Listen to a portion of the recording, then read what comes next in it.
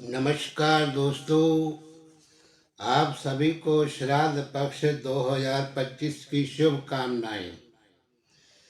आज आप तीसरा या चौथा श्राद्ध कर रहे होंगे, तो श्राद्ध पक्ष में आपको श्रीमद् गीता जी के 7वें अध्याय का पाठ जो है अवश्य सुनना चाहिए। शास्त्र कहते हैं कि जब आप इस गीता जी के 7वें अध्याय को सुनते हैं और सुनने के बाद इसका जो पुण्य अपने पितरों को अर्पण करते हैं, तो उससे आपके पितर जो हैं तृप्त होते हैं। और अगर वे कहीं किसी गहरी यातना में भी क्यों ना फंसे हों, तो उन्हें वहाँ पर भी तृप्ति मिलती है और मुक्ति मिलती है। और जब पिता तृप्त होते हैं और मुक्त होते हैं तो प्रसन्न होते हैं और आपको आशीर्वाद देते हैं और आपके जीवन के सभी संकटों का नाश होता है। बड़ा ही साधारण छोटा सा कर्म है, इससे और कोई ज़्यादा सिंपल कर्म नहीं होगा। इसलिए श्राद्ध पक्ष में इसे हर रोज सुनना चाहिए। जितने दिन निकल गए सो निकल गए, तो बाकी के दिन अवश्य ही इस पाठ को सुने। और आपने श्राद्ध पक्ष में गीता के 7वें अध्याय को सुन करके इसका पुण्य अपने पितरों को अर्पित किया और पितरों का तर्पण किया, तो आप के जीवन की जो रेखाएं हैं वे अपने आप ही बदलने लगती हैं। जी हाँ, शास्त्रों में इसका प्रमाण है। इसका आपके पितरों को यदि आपने तृप्त कर लिया और जीवन की रेखाएं बदल जाती हैं, और इसको बदलने के लिए विधाता भी मजबूर हो जाता है। इतनी इस पाठ में शक्ति है। भगवान श्री नारायण जी खुद कहते हैं कि पहले पितृ पूजा, बाद में देव पूजा। पितर प्रसन्न हैं तो देव अपने आप प्रसन्न हो जाएंगे। पितरों को मनाइए और पहले पितरों का ध्यान कीजिए। और इसलिए ये श्राद्ध पक्ष अति उत्तम है और महत्वपूर्ण भी है। श्राद्ध पक्ष को ना जाने क्यों लोग दूषित रूप से देखते हैं। ये तो खुश होने का समय है साहेब, ये खुशियों का समय है, इसे नेगेटिव नहीं देखना चाहिए। आपके पूर्वज आपके घर आ रहे हैं, जैसे आपके मेहमान आपके घर आते हैं तो आप खुश हो जाते हैं। और इसी तरह आपको खुश होना चाहिए कि पितर आपसे मिलने आ रहे हैं। ना जाने वे कब कब से दूर जा चुके हैं, तो आप उनका स्वागत कीजिए और वे आपको इतना आशीर्वाद देंगे कि आपके सब संकट जो हैं दूर हो जाएंगे। तो इसलिए प्रातः काल स्नान कीजिए। स्नान से निपट करके आप ये कर्म पितरों के निमित्त करें। एक तांबे का लोटा लीजिए, उसमें जल भर के और उसमें गंगा जल डालिए। उसके बाद तुलसी का पत्ता और कुसा डालिए। अगर सफ़ेद फूल मिल जाए तो डालिए। और इस तरह दक्षिण दिशा की तरफ बैठ कर के पहले आसन लगाइए और उसमें दक्षिण दिशा की ओर मुँह करके बैठिए और गीता जी के 7वें अध्याय को सुनना आरंभ कीजिए। तो पाठ सुनने के बाद पितरों को पाठ का पुण्य कैसे अर्पित करना है, ये आपको पाठ करने के बाद बताऊंगा।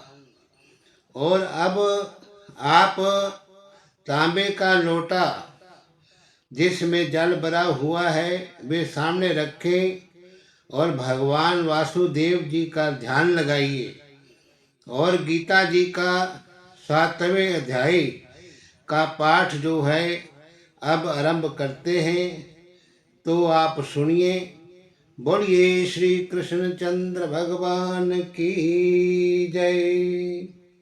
तो श्री भगवान विष्णु जी ने कहा, हे पृथा पुत्र, अब उसको तुम सुनो जिससे तू योग का अभ्यास करते हुए मुझ में अनन्य भाव से मन को स्थित करके मेरी शरण होकर के संपूर्णता से मुझको बिना किसी संशय के जान सकेगा। अब मैं तेरे लिए उस परम ज्ञान को अनुभव सहित कहूँगा जिसको पूर्ण रूप से जानने के बाद भविष्य में इस संसार में तेरे लिए कुछ अन्य भी जानने को शेष नहीं रहेगा। हजारों मनुष्यों में से कोई एक मेरी प्राप्ति रूपी सिद्धि की इच्छा करता है और इस प्रकार सिद्धि की प्राप्ति के लिए प्रयत्न करने वाले मनुष्यों में से कोई एक मुझको तत्व रूप से साक्षात कर सहित जान पाता है। पृथ्वी, जल, अग्नि, वायु, आकाश, मन, बुद्धि और अहंकार, ऐसे ये 8 प्रकार के भेदों वाली तो मेरी जड़ स्वरूपा अपरा प्रकृति है। हे महाबाहु अर्जुन, परंतु इस जड़ स्वरूप अपरा प्रकृति के अलावा अन्य चेतन दिव्य स्वरूपा परा प्रकृति आत्मा को जानने का प्रयत्न कर, जिसके द्वारा जीव रूप से संसार का भोग किया जाता है। हे अर्जुन, तू मेरी इन जड़ तथा चेतन प्रकृतियों को ही सभी प्राणियों के जन्म का कारण समझ और मैं ही इस संपूर्ण जगत की उत्पत्ति तथा प्रलय का मूल कारण हूँ। हे धनंजय, मेरे अतिरिक्त अन्य कुछ भी नहीं है। जिस प्रकार माला में मोती धागे पर आश्रित रहते हैं, उसी प्रकार ये संपूर्ण जगत मणियों के समान मुझ पर ही आश्रित है। हे कुंती पुत्र, मैं ही जल का स्वाद हूँ, सूर्य तथा चंद्रमा का प्रकाश हूँ, समस्त वैदिक मंत्रों में ओमकार हूँ, आकाश में ध्वनि हूँ और मनुष्यों द्वारा किए जाने वाला पुरुषार्थ भी मैं हूँ। मैं पृथ्वी में पवित्र गंध हूँ, अग्नि में उष्मा हूँ, समस्त प्राणियों में वायु रूप में प्राण हूँ और तपस्वियों में तप भी मैं हूँ। हे पृथा पुत्र, तू मुझको ही सब प्राणियों का अनादि अनंत बीज समझ। मैं बुद्धिमानों की बुद्धि तथा तेजस्वी मनुष्यों का तेज हूँ। हे भक्त श्रेष्ठ अर्जुन, मैं बलवानों का कामना रहित और आसक्ति रहित बल हूँ और सब प्राणियों में धर्मानुसार विषयी जीवन हूँ और प्रकृति के 3 गुण सत्व गुण और रजगुण और तमोगुण से उत्पन्न होने वाले भाव, उन सब को तू समझ। उत्पन्न मुझसे ही उत्पन्न हुआ समझ, परंतु प्रकृति के गुण मेरे अधीन रहते हैं, मैं उनके अधीन नहीं हूँ। प्रकृति के इन तीनों गुणों से उत्पन्न भावों द्वारा संसार के सभी जीव मोहग्रस्त रहते हैं। इस कारण प्रकृति के गुणों से अतीत मुझ परम अविनाशी को नहीं जान पाते हैं। ये तीनों दिव्य गुणों से युक्त मेरी अपरा शक्ति स्वरूप माया को पार कर पाना संभव है, परंतु जो मनुष्य मेरे शरणागत हो जाते हैं वे मेरी इस माया को आसानी से पार कर जाते हैं। मनुष्यों में अधर्मी और दुष्ट स्वभाव वाले मूर्ख लोग मेरी शरण ग्रहण नहीं करते हैं। ऐसे नास्तिक स्वभाव धारण करने वालों को ज्ञान मेरी माया द्वारा हर लिया जाता है।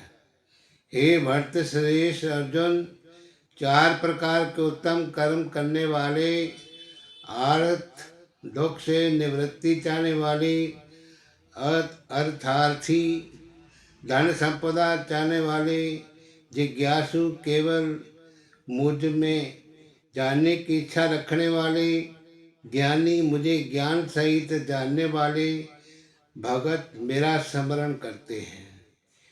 इनमें से वे ज्ञानी सर्वश्रेष्ठ हैं जो सदैव अनन्य भाव से मेरी शुद्ध भक्ति में स्थित रहता है, क्योंकि ऐसे ज्ञानी भगत को मैं अत्यंत प्रिय होता हूँ और मुझ में अत्यंत प्रिय होता है। और यद्यपि ये चारों प्रकार के भगत उदार हृदय वाले हैं, परंतु मेरे मत के अनुसार ज्ञानी भगत तो साक्षात मेरा ही स्वरूप होता है, क्योंकि वे स्थिर मन बुद्धि वाला ज्ञानी भगत मुझे अपना सर्वोच्च लक्ष्य जानकर मुझ में ही स्थिर रहता है। अनेकों जन्मों के बाद अपने अंतिम जन्म में ज्ञानी मेरी शरण ग्रहण करता है। उसके लिए भी सभी के हृदय में स्थित सब कुछ मैं ही होता हूँ। ऐसा महात्मा अत्यंत दुर्लभ होता है। और जिन मनुष्यों का ज्ञान संसारिक कामनाओं के द्वारा नष्ट हो चुका है, वे लोग अपने अपने स्वभाव के अनुसार पूर्व जन्मों के अर्जित संस्कारों के कारण प्रकृति के नियमों के वश होकर अन्य देवी देवताओं की शरण में जाते हैं। जैसे ही कोई भगत जिन देवी देवताओं के स्वरूप को श्रद्धा से पूजने की इच्छा करता है, मैं उसकी श्रद्धा को उन्हीं देवी देवताओं के प्रति स्थिर कर देता हूँ। वे भगत संसारिक सुख की कामनाओं से श्रद्धा से युक्त होकर उन देवी देवताओं की पूजा आराधना करता है और उसकी वे कामनाएं पूर्ण भी होती हैं, किंतु वास्तव में ये सभी इच्छाएं मेरे द्वारा ही पूरी की जाती हैं। परंतु उन अल्प बुद्धि वालों को प्राप्त वे फल क्षणिक होता है और भोगने के बाद समाप्त हो जाता है। देवताओं के पूजने वाले देवलोक को प्राप्त होते हैं, किंतु मेरे भगत अनंत मेरे परम धाम को ही प्राप्त होते हैं। बुद्धिहीन मनुष्य मुझ अप्रकट परमात्मा को मनुष्य की तरह जन्म लेने वाला समझते हैं, इसलिए वे मेरे सर्वश्रेष्ठ अविनाशी स्वरूप के परम प्रभाव को नहीं समझ पाते। मैं सभी के लिए प्रकट नहीं हूँ, किंतु मैं अपनी अंतरंगा शक्ति योग माया द्वारा आच्छादित रहता हूँ। इसलिए ये मूर्ख मनुष्य मुझ अजन्मा अविनाशी परमात्मा को नहीं समझ पाते। हे अर्जुन, मैं भूतकाल में, वर्तमान में और भविष्य में जन्म मृत्यु को प्राप्त होने वाले सभी प्राणियों को जानता हूँ, परंतु मुझे कोई नहीं जानता है। हे भरतवंशी, हे शत्रु विजेता, संसार में सभी प्राणी इच्छा द्वेष वे द्वंद्वों से उत्पन्न मोह के कारण जन्म लेकर पुनः मोह को प्राप्त हो जाते हैं। परंतु जिस मनुष्य ने पूर्व जन्मों में और इस जन्म में पुण्य कर्म किए हैं तथा उनके सभी पाप पूर्ण रूप से नष्ट हो चुके हैं, वे दृढ़ संकल्प के साथ मेरी भक्ति करके मोह आदि सभी द्वंद्वों से मुक्त हो जाता है। जो मनुष्य मेरी शरण होकर वृद्धावस्था और मृत्यु से मुक्ति पाने की इच्छा करता है, ऐसे मनुष्य उस ब्रह्म को, परमात्मा को और उसके सभी कर्मों को पूरी तरह से जानता हूँ। जो मनुष्य मुझे अधिक भूत संपूर्ण जगत का कर्ता, अधिदैव संपूर्ण देवताओं का नियंत्रक तथा अधियज्ञ संपूर्ण फलों का भोक्ता सहित जानता है, और जिसका मन निरंतर मुझ में स्थित रहता है, वे मनुष्य मृत्यु के समय में भी मुझे जानता है। इस प्रकार उपनिषद, ब्रह्म विद्या तथा योग शास्त्र स्वरूप श्रीमद् भगवद गीता में श्री कृष्ण तथा अर्जुन के संवाद में जो भगवद ज्ञान योग नामक का 7वां अध्याय है, वे संपूर्ण हुआ। हरि ओम तत्सत। अब आप हाथ जोड़कर भगवान को प्रणाम कीजिए और वे तांबे का लोटा जिसमें जल भरा था उसे हाथ में लेकर मन ही मन में संकल्प करें कि हमने जो गीता जी का 7वें अध्याय का पाठ श्रवण किया है, इसका जो भी पुण्य है हमें प्राप्त होता है, वे संपूर्ण पुण्य मैं अपने पितरों को अर्पण करता हूँ, और ये संपूर्ण पुण्य मेरे पितरों को प्राप्त हो, इसमें आप अपने पितरों का नाम ले सकते हैं। ये उनके साथ आपका कोई संबंध है तो वे बोल सकते हैं, या सर्वे पितरों के निमित्त ऐसा बोल करके पुण्य अर्पण करता हूँ, और ये पुण्य पितरों को प्राप्त हो और वे तृप्त हों, और फिर लोटे में जो जल है उससे तर्पण करना है। अब एक बड़ा सा पात्र ले लीजिए और उसमें आप तर्पण करेंगे। तर्पण का जो क्षेत्र होता है वे सीधे हाथ यानी कि दाएं हाथ की अंगूठे और तर्जनी उंगली के बीच का क्षेत्र, उसे पितृ तर्पण कहते हैं। पितृ तीर्थ कहा जाता है। उसमें जल आपको पितरों को अर्पित करना है और मंत्र पढ़ते हुए बोलिए, ओम ह्रीं श्रीं क्लीं स्वदा देव्यै स्वाहा। ऐसा बोल करके तर्पण का जो जल है वे अपने पितरों को अर्पित करके बोलिए कि हे पितरों, ये जल है और आप इसे स्वीकार कीजिए, और आप सदा मुझ पे और मेरे परिवार पर अपना आशीर्वाद बनाए रखिए, और हम सदा आपको स्मरण करते रहें और आपका पूजन करते रहें और आपको तृप्त करते रहें। ऐसा आशीर्वाद देवें कि ये जल पीपल पर फिर चढ़ा दें।